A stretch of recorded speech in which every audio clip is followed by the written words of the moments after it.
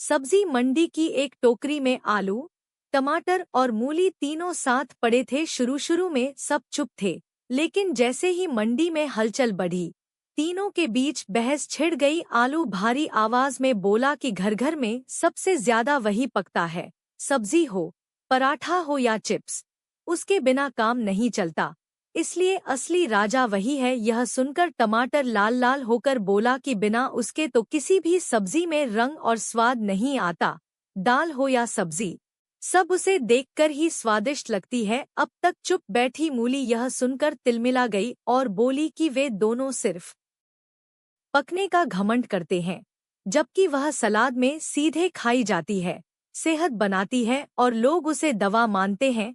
तीनों अपनी अपनी तारीफ करने लगे। आवाजें तेज होती गईं और टोकरी तक हिलने लगी। तभी पास बैठी बूढ़ी कद्दू दादी ने समझाया कि नादानो, झगड़ा क्यों कर रहे हो?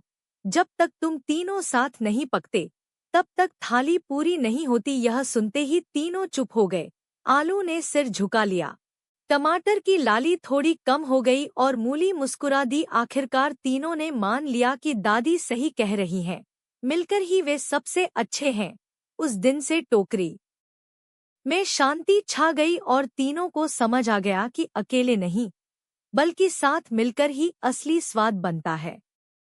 हरे भरे खेत के एक कोने में सुबह की हल्की धूप फैल रही थी। ओस की बूंदें पत्तियों पर मोतियों की तरह चमक रही थी। उसी खेत में बैंगन और गोभी पास पास उग रहे थे। चारों ओर चिड़ियों की चहचहाहट थी।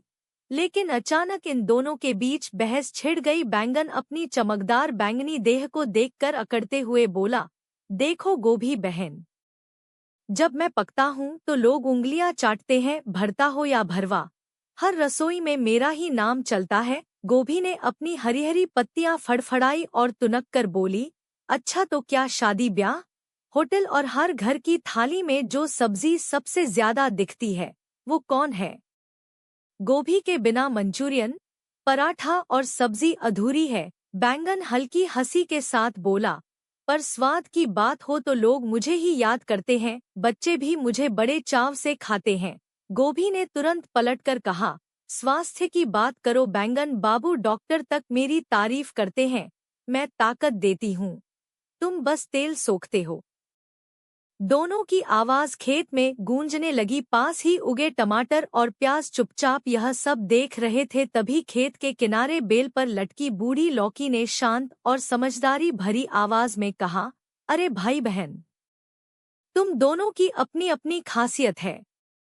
बिना बैंगन के कुछ पकवान अधूरे हैं और बिना गोभी के कई स्वाद पूरे नहीं होते। असली मजा तो साथ मिलने में है। बैंगन और गोभी एक दूसरे की ओर देखने लगे। थोड़ी देर की चुप्पी के बाद दोनों मुस्कुरा उठे। बैंगन बोला, शायद सही कह रही हो लौकी दादी।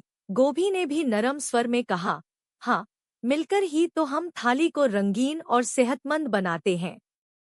धीरे धीरे खेत में फिर से शांति छा गई और हवा के साथ सब्जियों की दोस्ती भी लहराने लगी। सीख यही है कि हर किसी की अपनी अहमियत होती है, तुलना नहीं, बल्कि सहयोग ही असली